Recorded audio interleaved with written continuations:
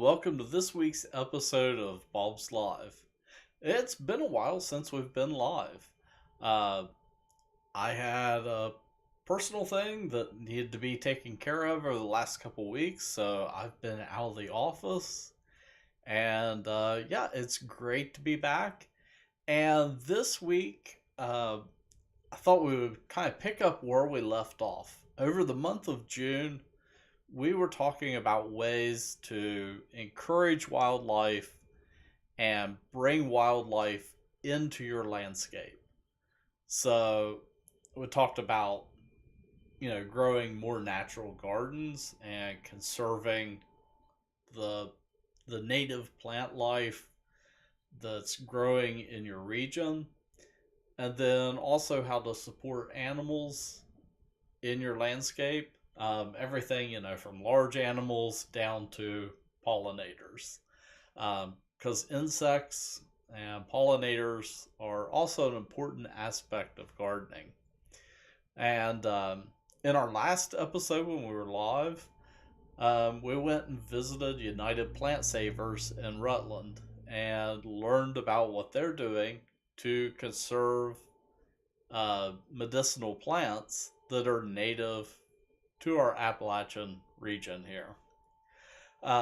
This week, I want to bring that a little bit closer to home and talk about how you can basically turn your own property into a certified wildlife habitat. And there's a number of programs that you could actually apply to do this. And, well, I'm going to jump right into the video and show you what I did at my own house, and we're going to learn about how you can do that. And if you live in West Virginia actually has its own program, and we're going to be hearing from somebody at the DNR talking about that. So be joined by him also a little bit later in the episode. And of course, if you have any questions or comments, be sure to put them down in the comments, and I'll keep an eye on them. And once we get back to the live video, I'll answer any questions that you might have. So yeah, let's go ahead and jump right on into it.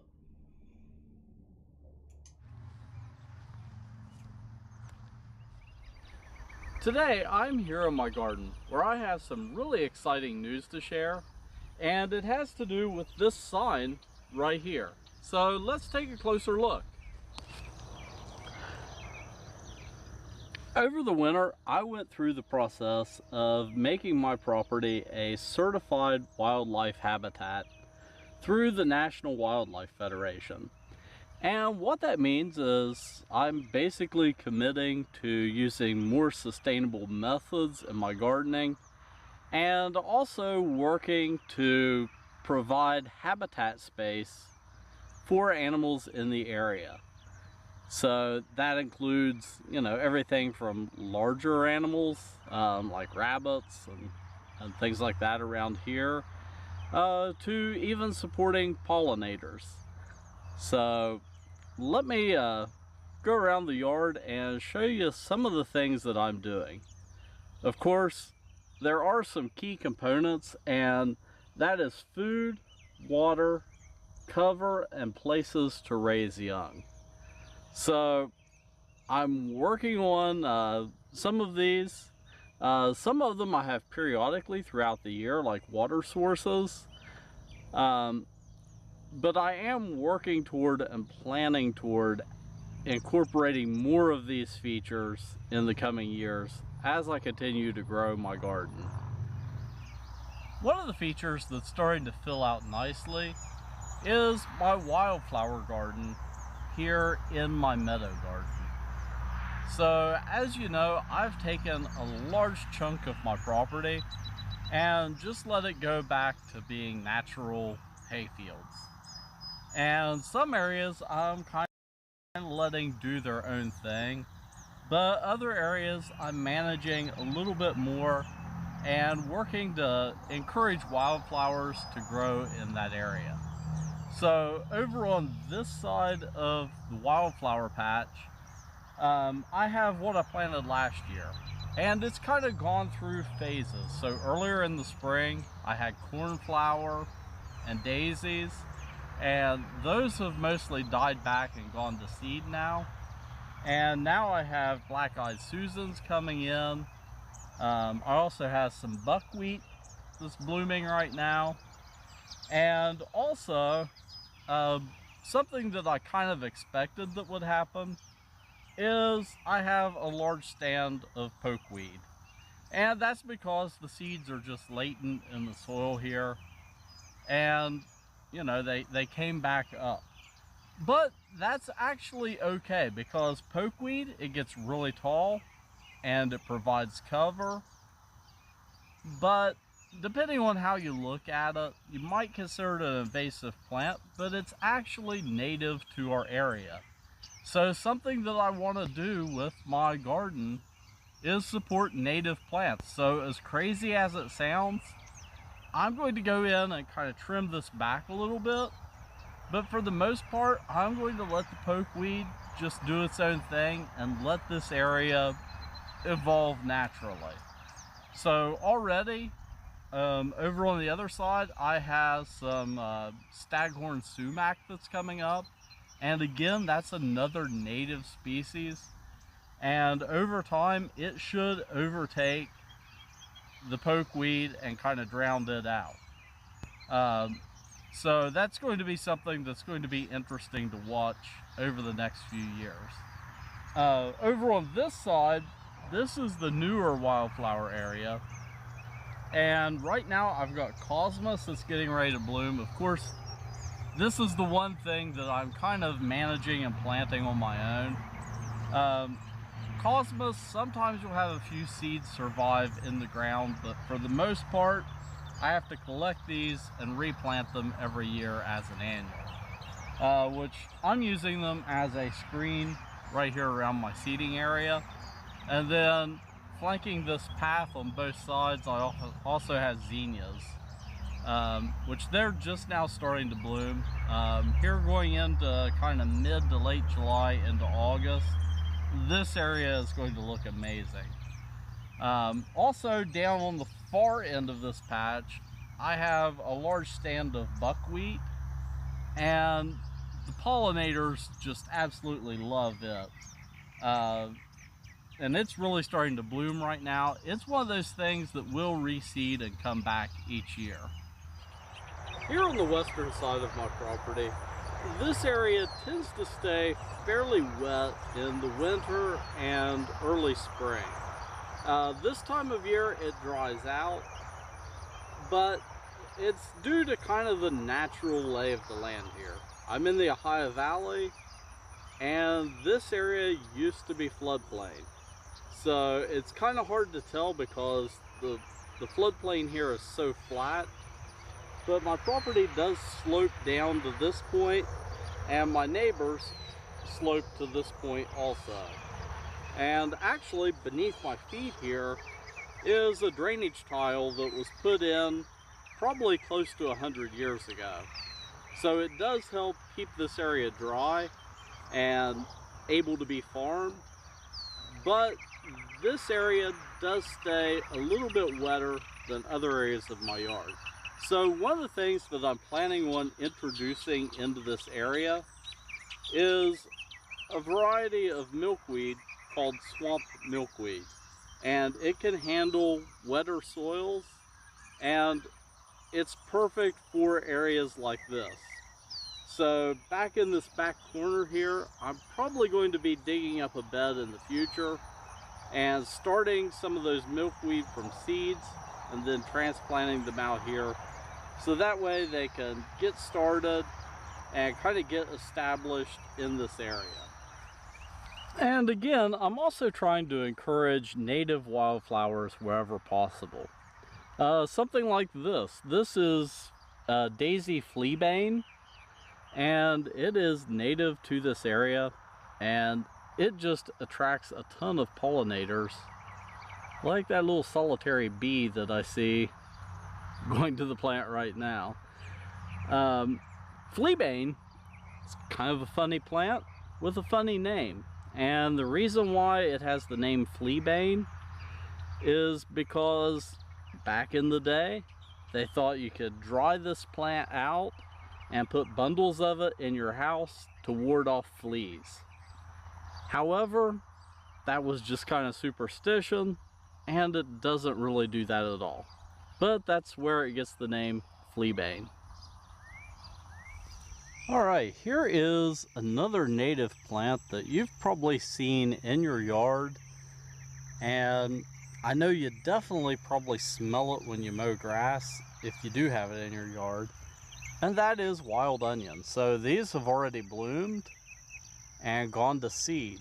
So yep, onions do produce seeds, and that's what these clusters are right here. So if I go in and gently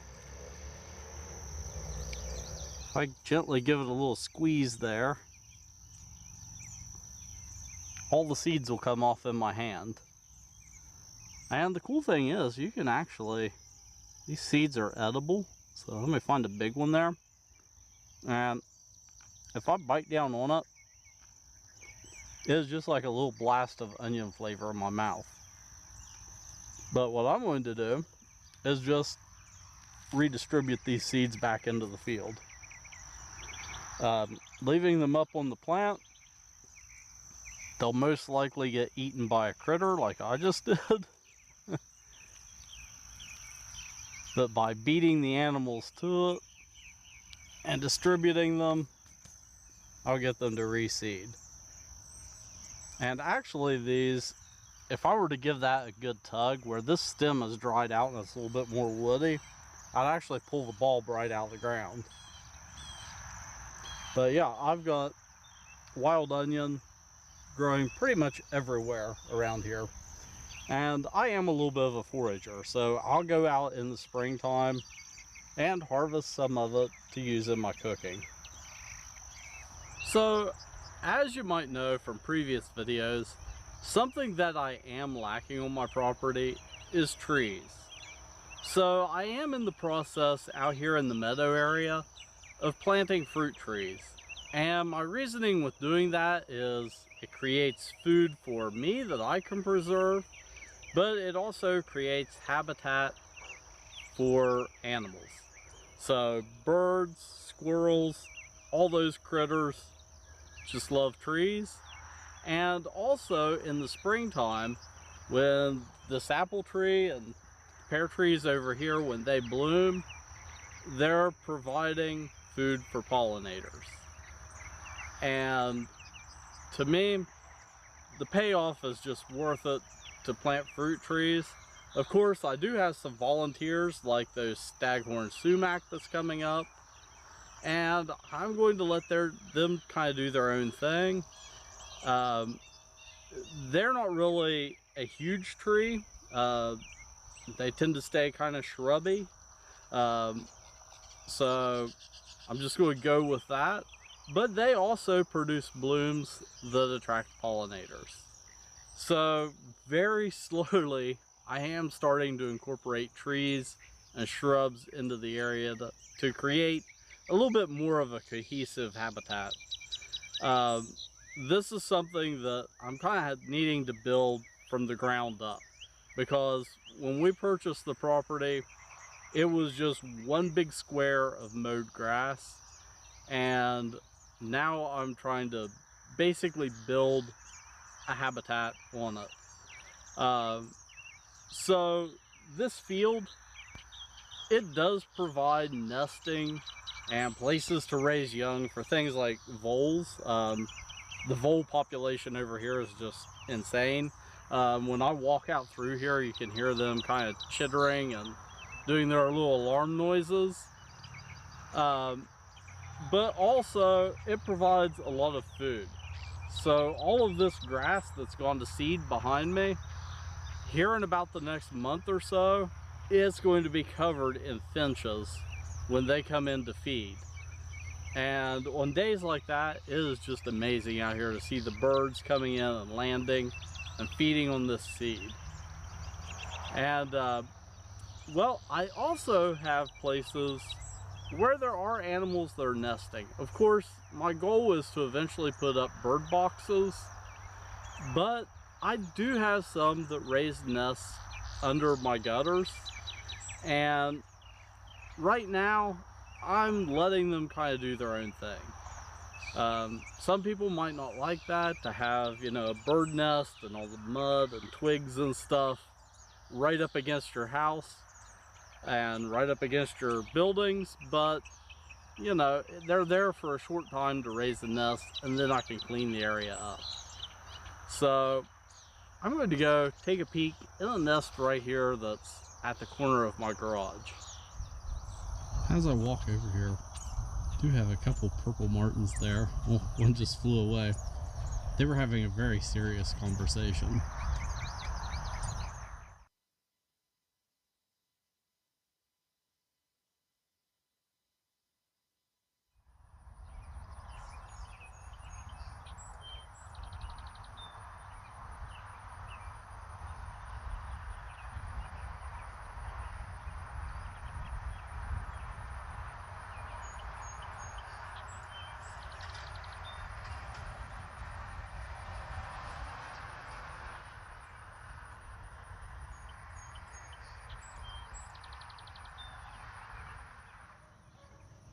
You don't have to go nearly as in depth as I have to create a wildlife habitat in your backyard.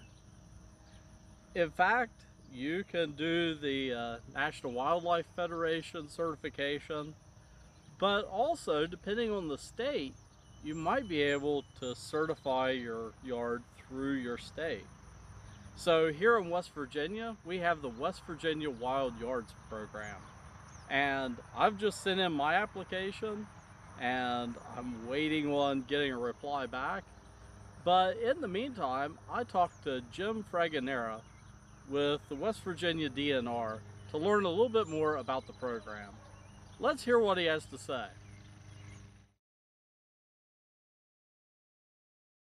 My name is Jim Fregonara, and I work at the West Virginia DNR. I work for the Wildlife Diversities Unit, and I have all different kinds of responsibilities, and part of my job is to help coordinate our Wild Yards program. Okay. Could you tell me a little bit more about the Wild Yards program? Sure. Yeah, our Wild Yards program, we started it back around the mid 90s or so. And what it is, it's a program that encourages the general public to encourage wildlife on their property. And we like to encourage folks to have a water source for wildlife, shelter for wildlife. It could be simple as a nest box for a bluebird or something like that. And we also encourage food and space. And with the food is we like to have people plant native plants to West Virginia. So folks will work on their property.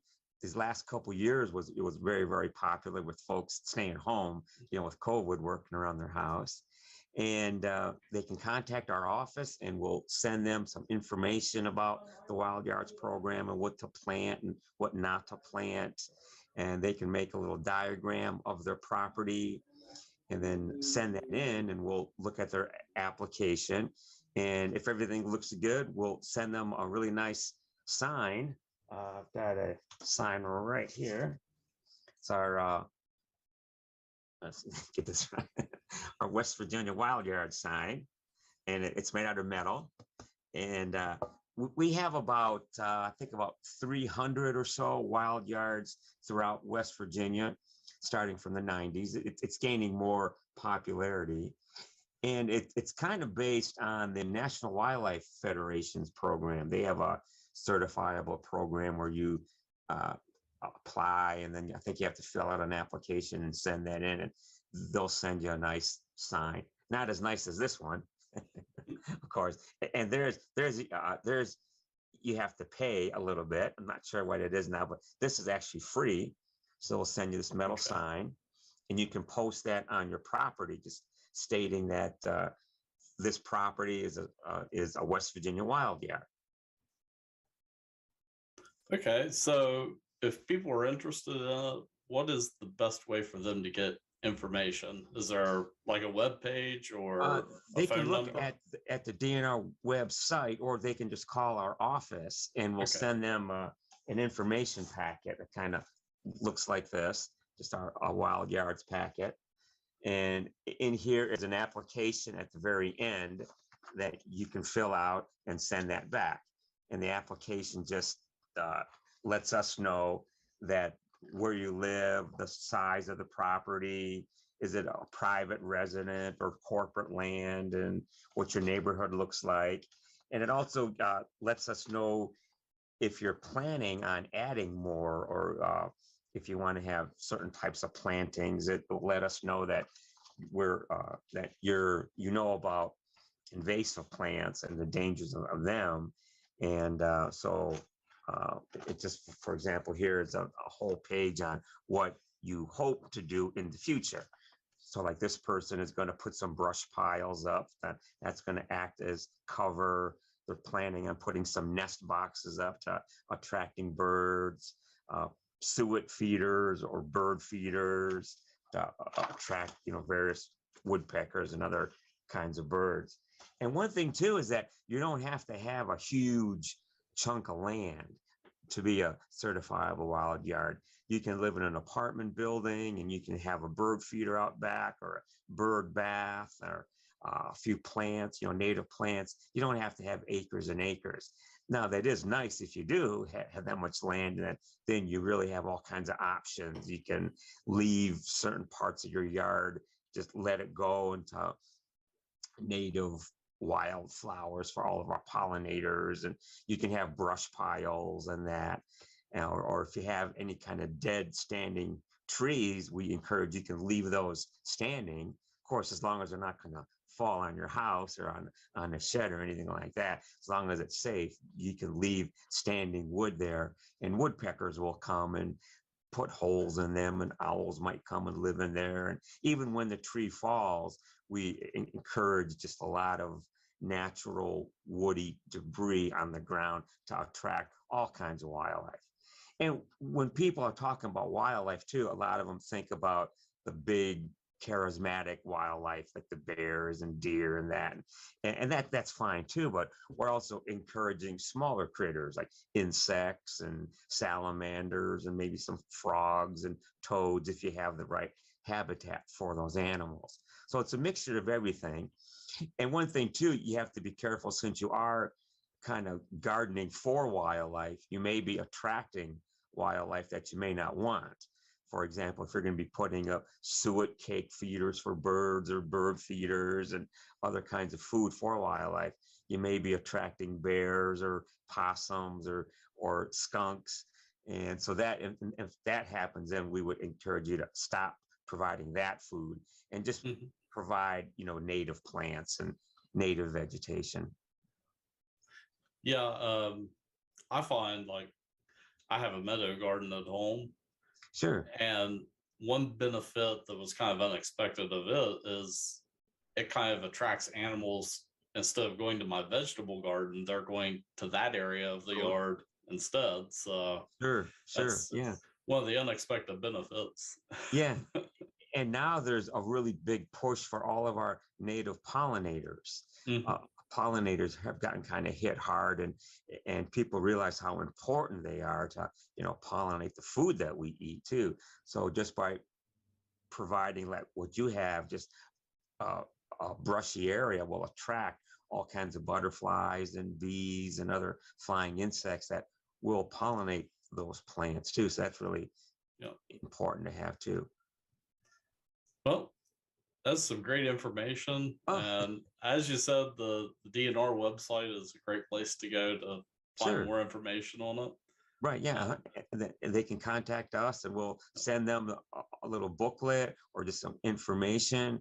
And then they can fill out the application and make a little map of their property. It doesn't have to be very thorough, just to kind of let us know that you do have shelter, food, and water and space for the animals. And like I said, you don't have to build a giant pond to attract fish and other animals like that. You can have just a simple bird bath. And we also encourage folks too that if they do have like bird baths or bird houses, that they keep them clean.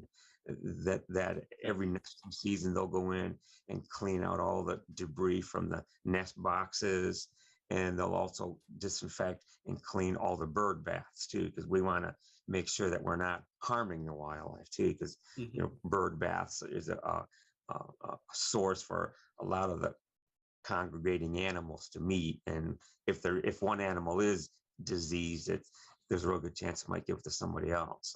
So we didn't want that to happen. Yep. Well, this is great information, and thank you for sharing. Sure enough, Jack. Glad to help.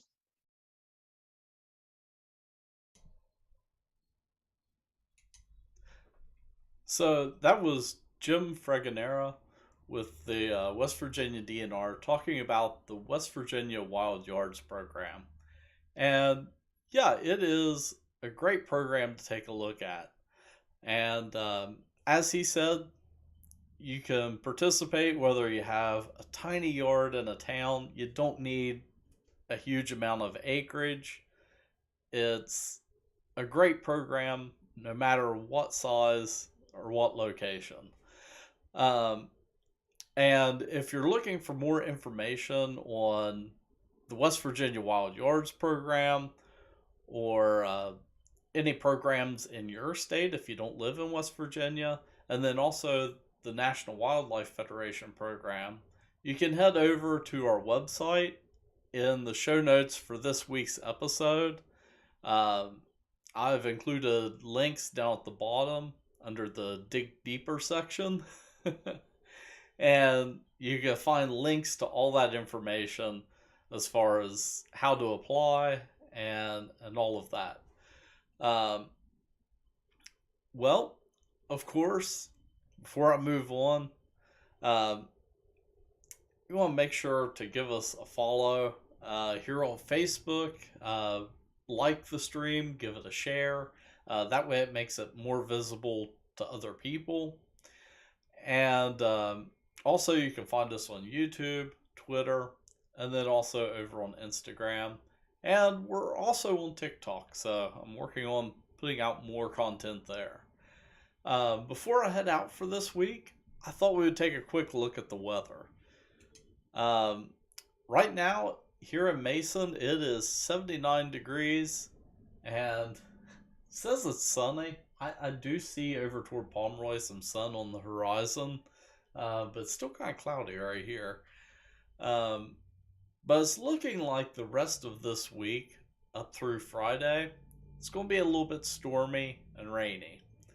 So, I know that's kind of a bummer for gardening, but it does look like this weekend's going to clear up and be pretty nice, so we can get outside and get caught up on all those projects and, you know, the weeds that will definitely be growing over the next few days.